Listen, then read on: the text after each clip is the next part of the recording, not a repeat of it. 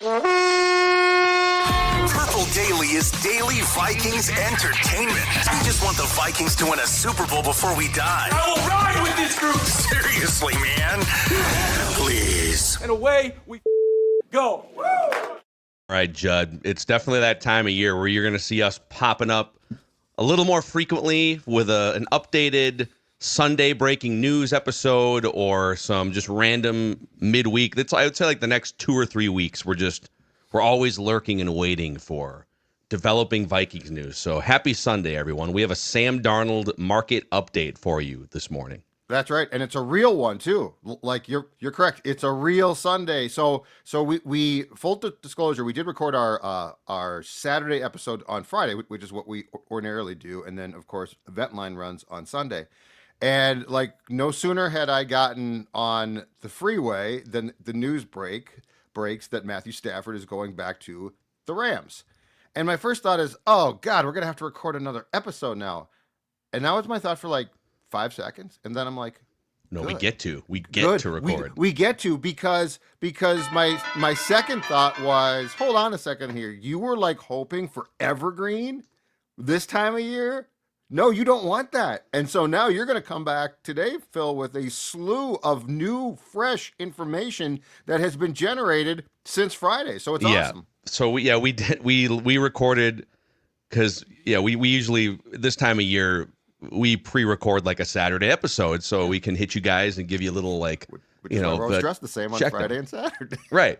And we literally had to just light that one on fire. So it was kind of a Sam Darnold market update and then the Matthew Stafford Ram stuff. So we'll take Rams off the board. That's the biggest update going into the weekend is Rams off the board. And I'm just we'll just kind of stop and start here as I pour out some of the different reports. I would just say generally, even in conversations that we have had behind the scenes, certainly not like in the room with Kwesi and KOC, but there's a lot of steam behind the scenes, and this makes total sense. The Darnold is really adamant, and his agent especially, they just want to hit free agency, which makes sense because then they get to dictate everything. They get to dictate the conversations, the price tag, everything. And that there's just not a great feeling in the Darnold camp that they want to work with the Vikings and everyone gets what they want. And yes, thank you so much for saving my career. I'll go wherever you guys want. Tag me and trade me wherever. No, this is their chance to hit free agency. So we can talk about what that means. Would the Vikings basically look over across the table and say, because Tuesday's the deadline where they have to make a decision. Do you franchise tag him with the intent to trade him or not? If Wednesday comes along, he becomes a free agent starting when the league year begins the week after. Could they call his bluff and say, yeah, we know how you feel, but we need to get some value for you right now. So we're going to tag you, and now we can negotiate with 2 or 3 other teams. But here's the late Jeremy Fowler from ESPN, and I think he worked with Dan Graziano on this. 2 guys who are great at lurking around in the shadows, talking to NFL sources and gathering information. So Jeremy Fowler wrote, while the Vikings are open to Sam Darnold returning, which I continue to not believe that. I don't know why that continues to be pushed. Like they're open to him returning, not for $40 million a year. So, well, I think if they came out and said we're pretty much done with Sam, then your ability to franchise him, teams are like, why would we give you something for him? So I think it's just all a game. It's just funny, though, that like, I guess you have to report that if you're being told that by the Vikings. But right, and the Vikings probably, like, if the Vikings are going to give you information, they probably want you to be on board with saying or to reporting he is willing, or we would be open to him coming back. I think that's just all part of the game that goes on at the combine when it comes to information. The Vikings are open to Darnold returning for $10 million. That's okay. Exactly. So he says, I continue to hear they won't mortgage the future to keep him. So yeah, that's what we just said. There's not much momentum coming out of the combine that the Vikings will franchise tag Darnold, who should have multiple suitors if available.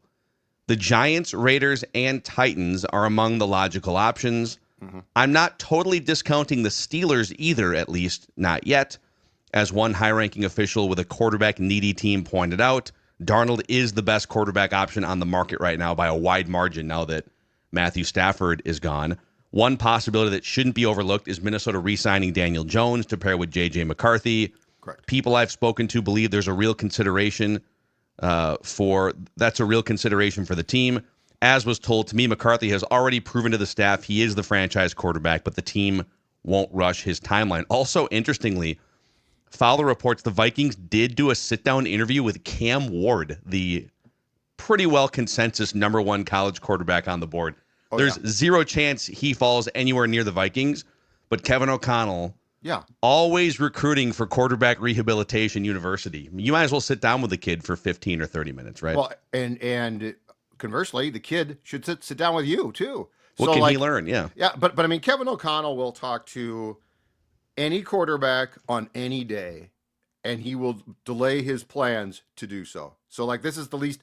I would say from here on out, as long as O'Connell is coach of the Vikings at the Combine, there will be no upper echelon QB. The Vikings could win the Super Bowl, and there will be no upper echelon QB he will not meet with, which, by the way, for both sides is smart. Like, if you're O'Connell, you now get a read on the kid. And if you're the kid, if you're Cam Ward, oh, okay, cool. This guy who's going to, by the way, he's going to help me.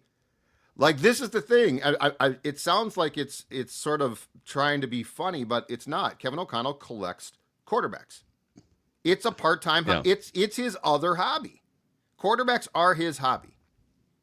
Yeah, so he's always planting seeds. Yeah. Basically, this is for if you get drafted by some crappy organization, we now have a relationship, and in 3 years, if we are open to a quarterback and you're looking for some rehab. He doesn't go to midfield after every game against a young QB and hug him and give him encouragement because that's just I just happened to see you. I just happened to run across you. Yeah. Like, he's very, not in a bad way, he's very calculated in a good way. So Jeremy Fowler throws out, now that the Rams are off the table, the Raiders, the Giants, the Titans, and the Steelers. I'm going to give you some of the latest reporting from around the NFL media sphere with each of these teams as it regards Sam Darnold here. Let's start with the most reporting I have seen, and the biggest connections are to the Raiders. But even with the Raiders and all these teams, there's a ton of conflicting reports among super plugged in people. Like, on one hand, Diana Rossini from The Athletic said the Raiders are unlikely to pursue a big money quarterback not named Matthew Stafford. Yes. But then Michael Silver, who has covered the NFL at large for 25, 30 years, I believe now lives and works in the Bay Area. He's been a Bay Area guy, plugged into both Raiders before they moved to Las Vegas, and still plugged into the Raiders, by the way. Mm-hmm. And he said the Raiders are considering, now that they lost out on Matthew Stafford, Russell Wilson and Sam Darnold. Adam Schefter said the Raiders will now shift their attention to Sam Darnold, Justin Fields, Russell Wilson. And then maybe the juiciest report from Tony Pauline, sportskita.com. Where do we put Tony in here? What's Tony's background? In the news, I looked him up, or I looked up his Twitter account. He is a real reporter, right? It did have a viable explanation of his background. Yeah, he's a consulting editor and NFL draft analyst at sportskita.com. And he said, people close to Sam Darnold tell me that Raiders coach Pete Carroll will work to make a move to acquire the quarterback from the Vikings. Yeah. So, first of all, what a glorious time of year. What a glorious time of year. Like this is the equivalent of like that sweet spot in summer where it's not humid yet, but it's gorgeous outside. Like, that's the football thing right now. Where I wouldn't dismiss the last report is this. The Combine's very weird. And so, like, you can run across people that you don't expect, and they will tell you things. And some of those things might go against, like, what the mainstream biggest reporters are told to report.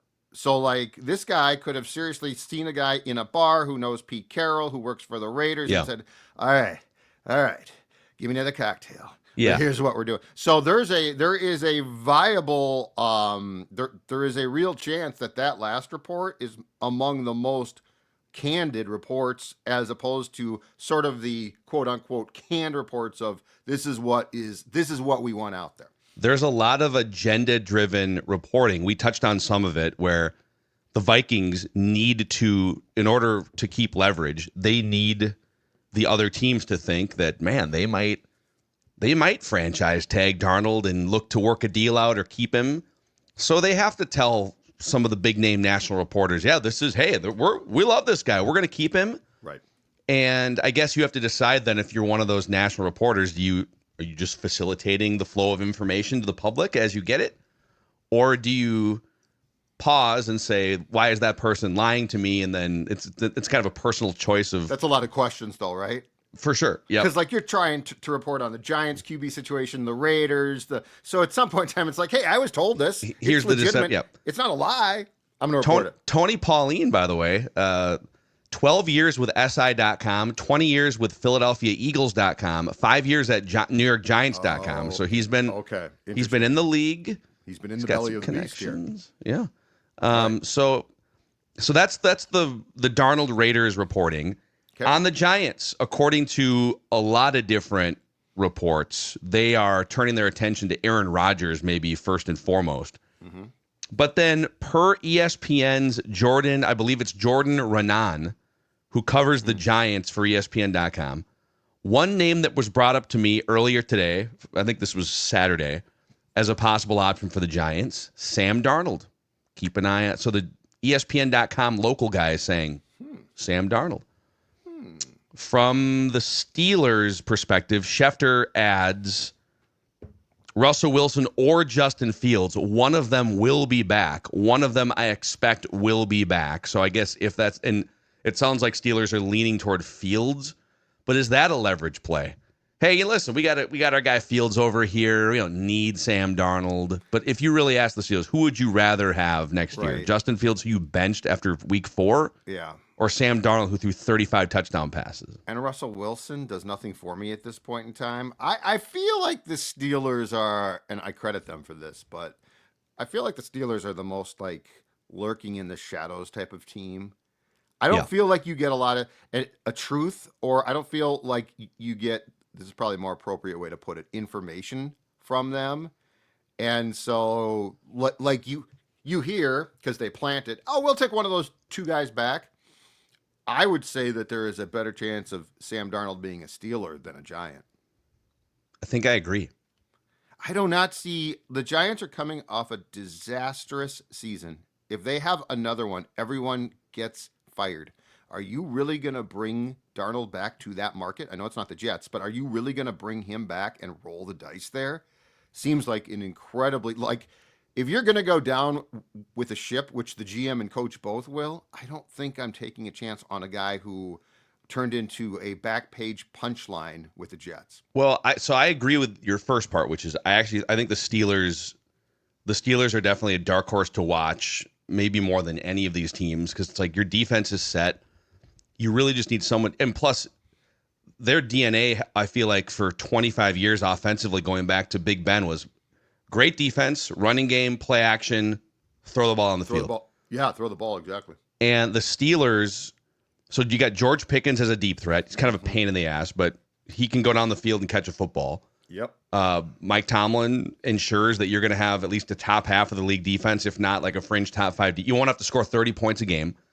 And Arthur Smith, the offensive coordinator, runs a ton of play action with the Steelers. And Darnold with play action last year had a 130 passer rating. So it all kind of makes sense, but there's been the least amount of steam and connections in the national reports. There's been a little Titans steam here and there.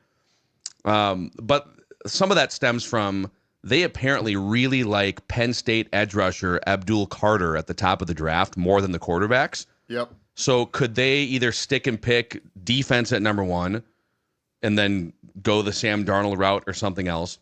Mm-hmm. Could they trade back a little bit, let the quarterback needy teams climb over themselves for the number 1, number 2 pick, and then they still get their guy at 3 and go pursue an outside quarterback? So like Raiders, Giants, Steelers, Titans, all four of them make some amount of sense. I think if I'm Darnold, Raiders and Steelers make the most sense, and those are the two destinations I'd be most interested in. Mm-hmm. And that's where we probably have to shift this to. If you're the Vikings and you've got like 2 days left to make this decision, I would tag him. I would tag him and call his bluff. He wants a $100 million contract. Yeah. And if you're the Vikings, you want some value for him now, not a comp pick in 2026. And you want to be the team that facilitates kind of where he goes, and you'll work with him. But like, let's play this out. If you're Darnold, you're saying, just let me hit free agency. It was a great year, you guys. Let me hit free agency. If you're the Vikings, do you really want to let a former top 5 overall pick that just he finally breaks out 35 touchdowns and just, if you tag him, can't you turn to his camp and say, listen, we know you want a $100 million contract. So we're going to tag you, and we're going to work with the Steelers. We're going to work with the Titans, and we're going to work with the Raiders. You don't want to go back to New York, that's fine. We're not going to be dicks and send you somewhere you don't want to go. But it's Steelers or Raiders, and we're going to pit them against each other, and you can have a voice in this conversation, but we're going to get something for you. Yeah. So there was a report last night, or at some point on Saturday, that there was actually that the Darnold camp was like, no, don't. We're not going to play your game, which causes problems because they literally have to be on board. Now, here's the issue. It's like this has so many moving parts, because in the ideal world, what you just said is exactly how this plays out. Now the Vikings get a 3rd round pick to go along with probably the Kirk 3rd round compensatory pick, and now you've got a 1st round pick. You got 2 3rd round picks. Like, your draft is significantly altered in what you can do with the extra 3rd round pick. And let's just hypothetically say that they're not going to get a 2nd round pick for Sam, but they could get a 3rd, which I think is not out of bounds. The issue is this, though. If the Darnold camp is truly saying, we're not going to play along, if you're the Vikings, you could be a hard ass and you could tag him and you could say, okay, we're going to call your bluff. But there is a problem that we have not discussed much in that goes beyond the actual machinations of the tag itself. And it's this.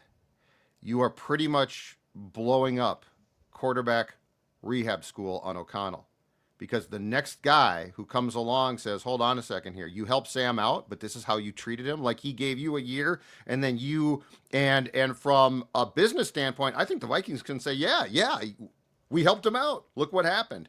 But I think from the standpoint of, but hold on a second, we are the quarterback good guys. We bring you in and we save you, and then we set you free.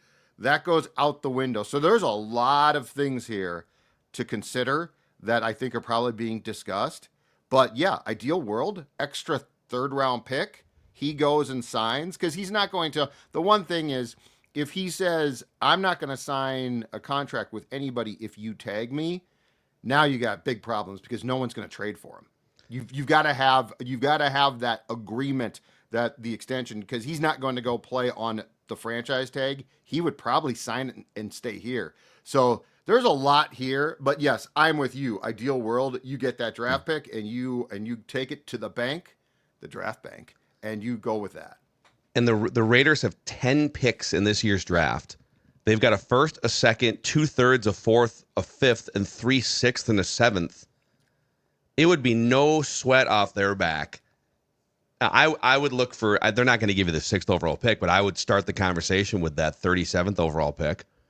And if you're them, it's like, all right, you're going to give up the 37th overall pick for a 27-year-old highly talented quarterback, still have 9 picks, including 3 picks in the first 2 days. They can move up the board too if they wanted to. Yep. But back to the kind of the game of chicken here between Darnold and Vikings. Mm-hmm. There's no way he plays on a 1-year, $41 million deal. So I don't like, people say it's risky. If you tag him and he signs the franchise tag and now you're stuck, that assumes that there wouldn't be a market to acquire his services.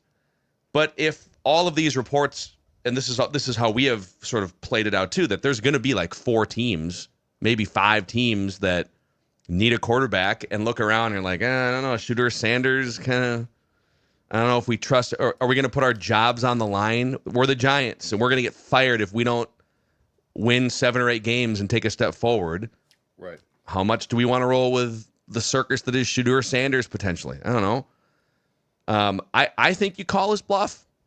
And by the way, the quicker this gets done, the better for everyone. Because let's say you tag him, and then he's like, well, I'm not going to sign that, because he doesn't have to sign it until like, what? July? But he's not going to wait till July, because all the big money's going to be off the table in free agency in 3 weeks from now. Yeah. So and he's got to sign it to be traded. Because if he does not sign it, he is technically not a Viking. Like, they have retained his rights, but he is not. The thing here too is, so, and it's hard to find I guess it's not shocking. The franchise tag stuff is sort of very, at times, murky as far as explanations go. But I did some research, and it looks like, so you have to sign the tag to be traded, because once the tag is signed, you're now part of that franchise. So he would be a Viking again, and then the Vikings have his rights to trade him. The other thing is if Darnold signed it, and the Raiders said, we're not going to give you Butkus because wink wink, we know what he's going to do, which is sign with us. The Vikings can rescind the tag up until July, and he'll just go and sign with them. Now, I think once you hit the expiration date of the signing, which is like July 6th, it can't be rescinded at that point. So he's a Viking at that point, and you're sort of just screwed. But anyway, long story short here, you could call his bluff. He could say, no, I'm not going to play along. And the Raiders could say, we're not. And the Vikings could call Pittsburgh, and Sam could say, you can call him. I ain't signing there. And now he's a Raider. But he's just, so like this could get to be, that's the thing, is this is a very delicate balance, because the Raiders and Darnold could make your life difficult enough that you just come out of here, if you're the Vikings, with pie on your face, but you rescind it and don't keep him then. Yeah, I just feel like all parties involved. Let's call the parties the Vikings, Darnold, the Raiders, and the Steelers, and the Titans. All 5 of those parties would want resolution as soon as possible, so that you know what your financial books look like going into the rest of free agency, so that you know what your quarterback situation looks like going into the draft. Yep. And so you know what team you're going to play for going into off-season workouts. If you're Sam and you're going to a new team, you don't want to drag this out till July, because then you miss out on all of the early off-season OTAs and mini camps. And to me, all of that plays into the game of poker here. And the more I think about it and lay this out, the more it makes sense to tag him. It doesn't have to be like super contentious, but dude, listen, there's a difference. Quarterback rehab, you made a good point a few minutes ago, which is like, all right, if you want this thing to continue, you can't just, guys aren't going to want to get tagged. But you know what? If your career is in shambles and you show up here and for whatever reason you wind up playing 17 games, like he wasn't meant to play 17 games. He was supposed to play a few games, and then J.J. McCarthy was going to maybe take over. So, but if you do wind up playing 17 games and you thrive in this system, in this infrastructure, in a way that you never have before, the Vikings get some credit for that, and the Vikings, in the end, should be able to get some value for that too. Like, I don't think that's it's within the NFL rules for them to tag him and retain his rights. So I would tag him, and he's going to say, well, no, that's ridiculous. I'm going to drag this out. And then you're going to say, no, you're not. If you want to go to a new team, you don't want that to happen in July. You want it to happen the first or second week in March. Right. So we all know what's going to happen here. We're going to tag you. You tell us, Steelers, right? You can even negotiate a contract. You do that work. You guys go talk to the Steelers and the Raiders, negotiate your own contract, come back to us, and then we'll figure out a second or third round pick. Bam. Super easy. Yeah, I think this has more to do with what the team the Vikings would trade with, what they know. So like if Sam says, I am going to the Raiders and that's it. And because of that, the Raiders say, we're not going to give you a damn thing because you're going to franchise them and have to inevitably rescind the tag. So like this is where it gets, my guess is by this point, everybody knows what they're going to do by Tuesday, that it's not like that it's been worked out. because there's no real incentive to like tag him today or tomorrow. You might as well wait till the deadline. So my guess is that, like, if you were to bet on odds here, I would say there is a 60% chance they don't tag him, a 40% chance that they do, but the Vikings, the Raiders, perhaps the Steelers, and the Darnold camp, probably most importantly, know exactly how it's going to play out. From a Vikings perspective, I'm with you as far as it would be nice to get some credit for taking a guy whose career was in the toilet and helping him, but I just think there's a lot of moving parts to consider here that are probably going to play a role in the ultimate decision. What's the deadline on Tuesday? 2 or 3 o'clock? I think it is here. Let's in see. the afternoon. Franchise. So, I mean, it might take until then. Who knows? Yeah, I think it's like mid-afternoon. It is.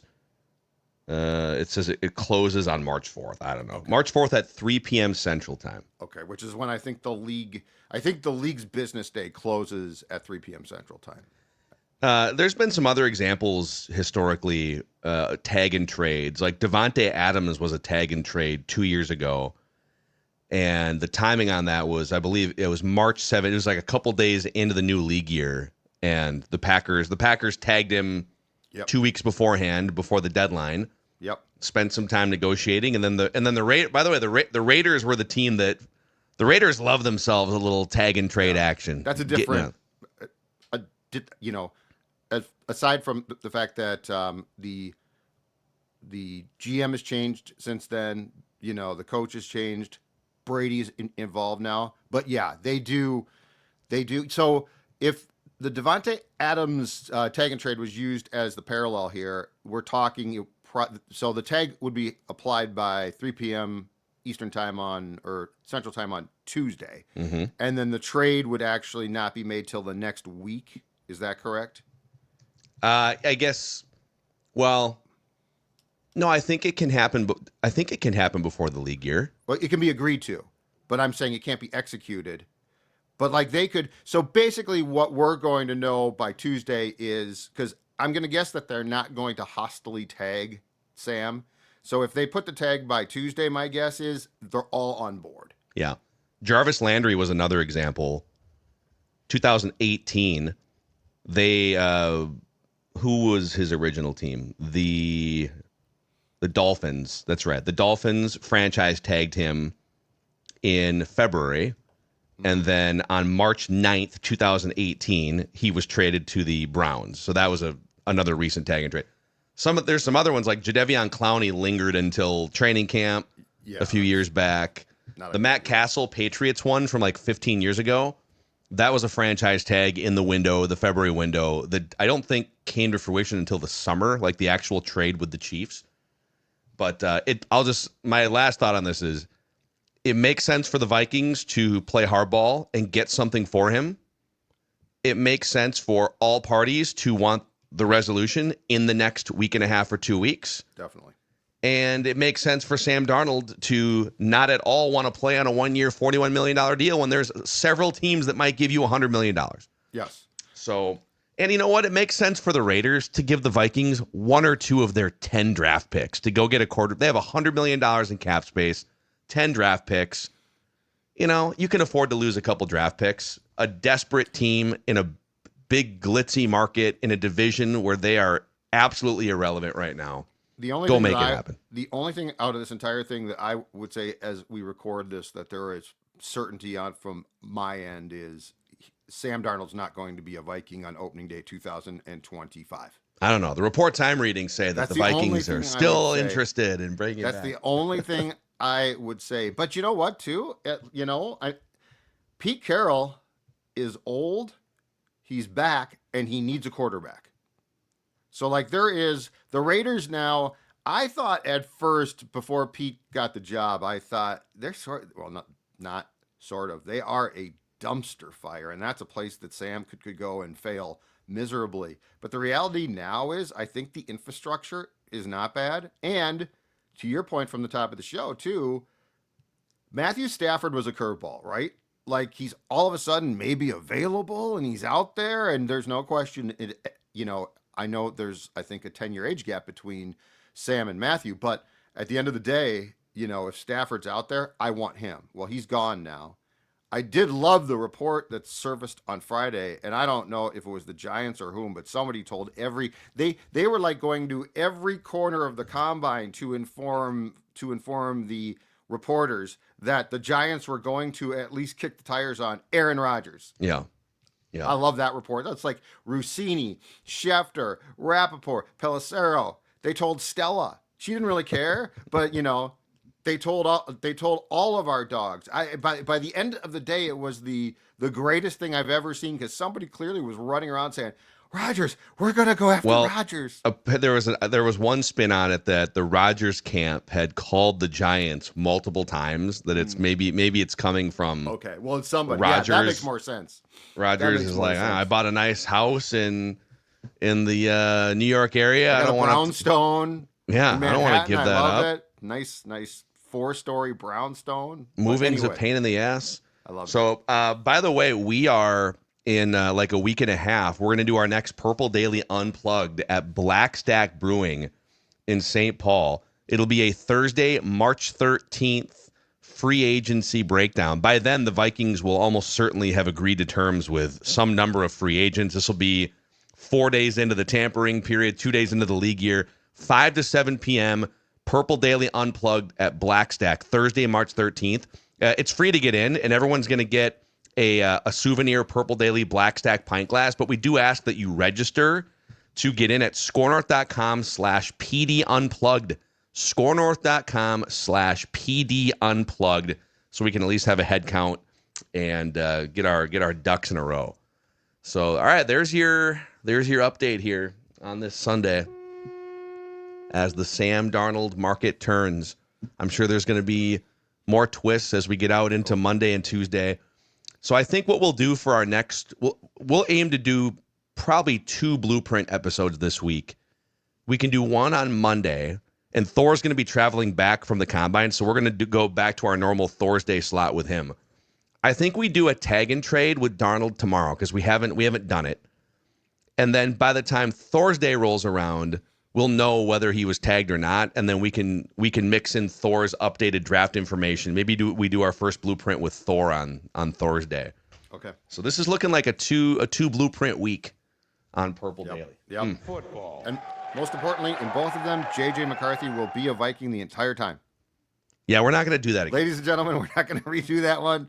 J.J. McCarthy. Somebody asked. We did it. We came through. A lot of you didn't like that, but J.J. McCarthy will be on the 53 for both of the blueprints. Although I would be curious, what would Thor do if we tried to trade? Here's the thing. Thor would have fun if we were able to get like the 6th overall pick. Thor would have a blast trying to decide who the Vikings take at 6. He'd want the 6th pick. He'd want the 26th pick.